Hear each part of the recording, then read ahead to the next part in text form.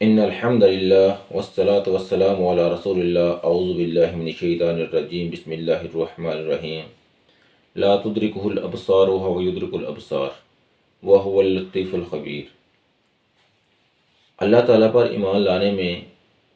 یہ بھی شامل ہے کہ اللہ تعالیٰ سے متعلق یہ ایمان رکھا جائے کہ اس دنیا میں کوئی بھی اللہ تعالیٰ کو نہیں دیکھ سکتا، اور نہ ہی کسی نبی نے کسی ولی نے اللہ تعالیٰ کو اس دنیا میں دیکھا ہے۔ عرش پہ یہ ہے، خدا سے بات بھی کی ہے، خدا کا دیدار بھی کیا ہے، ہمارے نبی نے اللہ کی بات کو سنا بھی ہے، اللہ کی ذات کو دیکھا بھی ہے۔ جس طرح اللہ تعالیٰ کی توحید الوہیت پر ایمان لانا، توحید ربوبیت پر ایمان لانا، توحید اسماء و صفات پر ایمان لانا بہت ضروری ہے،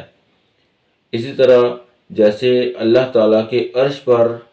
ہونے پر ایمان لانا ضروری ہے، اسی طرح یہ بات بھی ایمان کا حصہ ہے، اللہ پر ایمان کا حصہ ہے کہ اللہ تعالیٰ کی ذات کو اس دنیا میں دنیاوی زندگی میں کوئی بھی سر کی آنکھ سے نہیں دیکھ سکتا، اور اسی طرح یہ بھی مان لانا ضروری ہے کہ جس طرح اس دنیا میں اللہ تعالیٰ کو سر کی آنکھ سے کوئی نہیں دیکھ سکتا، قیامت کے دن اللہ تعالیٰ کو مومن جو ہیں وہ اپنی آنکھ سے دیکھیں گے۔ اللہ تعالیٰ مومنوں کو یہ طاقت دے دے گا کہ وہ اللہ تعالیٰ کو دیکھ سکیں گے، یہ بھی ایمان کا حصہ ہے۔ اللہ تعالیٰ نے فرمایا کہ اللہ تعالیٰ تمام جو نگاہیں ہیں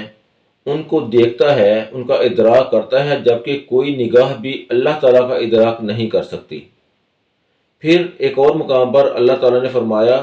کہ کسی بشر کے لیے یہ ممکن نہیں کہ وہ اللہ تعالیٰ سے ڈائریکٹ بات کرے،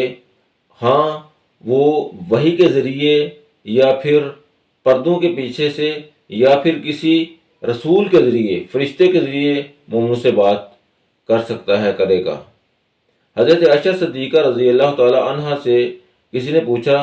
کہ اے ام المومنین، کیا اللہ کے نبی صلی اللہ علیہ وسلم نے معراج کی رات اللہ کو دیکھا تھا؟ تو حضرت عائشہ صدیقہ رضی اللہ تعالیٰ عنہ فرماتے ہیں کہ تمہاری اس بات نے میرے رونگٹے کھڑے کر دیے، اور حضرت عائشہ صدیقہ رضی اللہ تعالیٰ عنہ نے یہی دو آیات تلاوت فرمائیں، ایک سورۃ الانعام کی آیت نمبر 103 اور دوسری سورۃ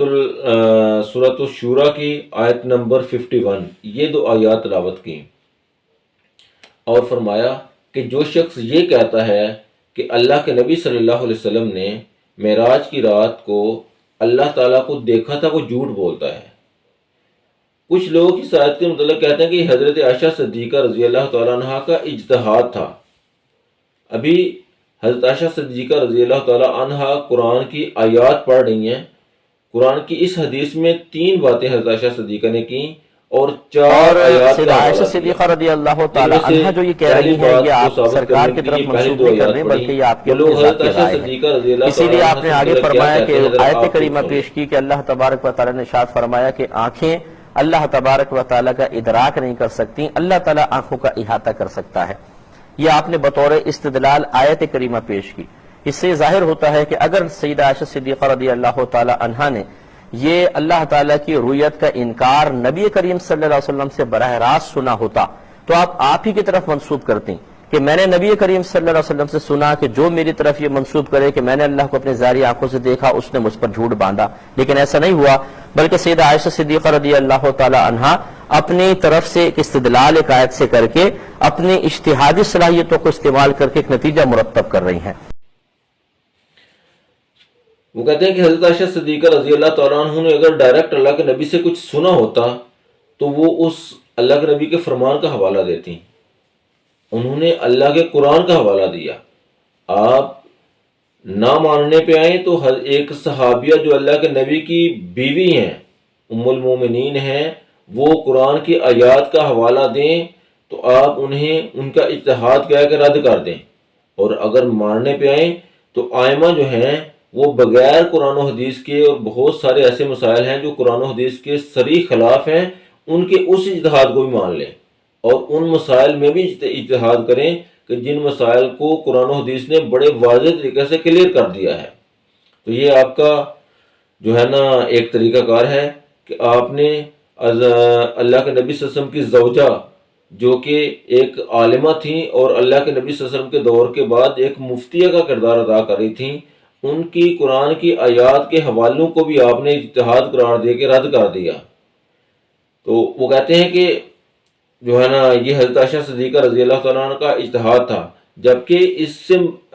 ہٹ کے قرآن کی آیات موجود ہیں۔ حضرت موسیٰ علیہ السلام نے اللہ تعالیٰ سے کہا کہ اے اللہ میں آپ کا دیدار کرنا چاہتا ہوں، تو اللہ نے فرمایا کہ اے موسیٰ تو دیدار نہیں کر سکے گا، تو مجھے نہیں دیکھ سکے گا، تو اس پہاڑ کو دیکھ لے، اگر یہ پہاڑ اپنی جگہ پر برقرار رہا تو مجھے بھی دیکھ سکے گا۔ تو اللہ تعالیٰ نے اپنی ایک چھوٹی سی تجلی پہاڑ پر ڈالی اور پہاڑ جو ہے وہ ریزہ ریزہ ہو گیا اور زمین میں دھنس گیا، اور مفسرین کہتے ہیں کہ وہ پہاڑ آج تک زمین میں دھنستا جا رہا ہے۔ اس کے علاوہ اللہ کے نبی صلی اللہ علیہ وسلم کی زبان سے بھی اللہ کے نبی کی احادیث موجود ہیں۔ حضرت ابو ذر غفاری رضی اللہ تعالیٰ عنہ اللہ کے نبی صلی اللہ علیہ وسلم سے پوچھتے ہیں کہ اللہ کے نبی صلی اللہ علیہ وسلم کیا آپ نے اللہ کو دیکھا تھا؟ تو اللہ کے نبی صلی اللہ علیہ وسلم نے فرمایا کہ وہ تو نور ہے، میں نور کو کیسے دیکھ سکتا ہوں۔ پھر ایک اور حدیث میں اللہ کے نبی صلی اللہ علیہ وسلم سے، صحیح مسلم میں حدیث ہے، حضرت ابو ذر غفاری ہی راوی ہیں، وہ پوچھتے ہیں کہ اللہ کے نبی صلی اللہ علیہ وسلم کیا آپ نے اللہ کو دیکھا؟ تو اللہ کے نبی صلی اللہ علیہ وسلم فرمایا کہ میں نے نور کو دیکھا تھا۔ اب اس حدیث سے کوئی غلط مطلب نہ لیں، اس سے اگلی حدیث میں وہ بھی حضرت ابو ذر غفاری سے ہی مروی ہے اور صحیح مسلم میں ہی ہے